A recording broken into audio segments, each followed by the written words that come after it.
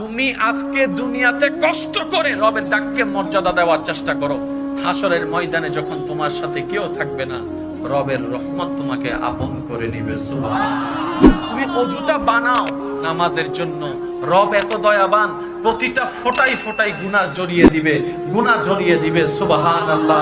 তুমি শুধু নিয়তটা করবে আমি নামাজ পড়বো, এশারের সময় নামাজটা পড়ে ঘুমানোর আগে নিয়ত করো ফজরের নামাজটা আল্লাহ দয়া করলে আমি পড়বো, ডান কাঁধের ফেরেশতা ফজর পর্যন্ত সওয়াব লিখতেই থাকবে। সুবহানাল্লাহ।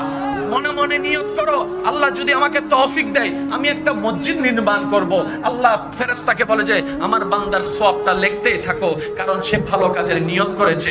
ইন্নামাল আমালু বিন্নিয়াতে, চিৎকার দিয়ে বলেন না সুবহানাল্লাহ। আল্লাহর কাছে সবচাইতে প্রিয় কাদের নবী? নবীদের নবী আমাদের। আচ্ছা, আল্লাহ তাআলা আপনাদের নবীকে পাঠাইলেন কোন দেশে? আরব দেশে। বলেন না কোন দেশে? কোন জায়গায়? বর্তমানে মক্কায়।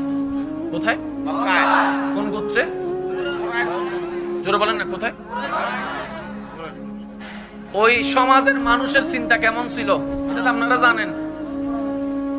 বাপ হয়ে নিজের মেয়েকে জীবন্ত কবর দিতে বাপের বুক কাঁপতো না। আমি শিক্ষিত সমাজের মনোযোগ চাচ্ছি। যে সমাজের বাবারা মেয়েদেরকে জীবন্ত কবর দিতে বুক কাঁপতো না, এত পাষাণ, সেই সমাজে আল্লাহ নবীকে পাঠিয়েছেন। মেয়ে সন্তান যতক্ষণ মৃত্যুবরণ না করত, উত্তপ্ত গরম বালির উপর বাচ্চাকে ফেলে দিত, বাচ্চা চিৎকার করে কান্না করতে তরফাই করে মরত। বাচ্চা যত কান্না করত, কন্যা সন্তান বাবা তত খুশি হয়ে যেত। এই সমাজে আল্লাহ পাঠাচ্ছেন আমাদের নবীকে।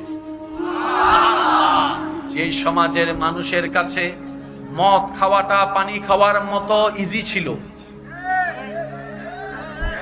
ভাই জোরে বলেন না রে ভাই। যে সমাজের মেন্টালিটি, বেয়াদবি মাফ করবেন শুনতে খারাপ লাগলেও, যে সমাজের মানুষের মেন্টালিটি এমন ছিল, আপনি আপনার বোনকে নিয়ে রাস্তায় হেঁটে যাচ্ছেন, কোন একজন মানুষ যদি আপনার বোনের গলায় রশি পরায় দিতে পারে, আপনি ভাইয়ের সামনে বোনটাকে রুমের মধ্যে নিয়ে যাবে।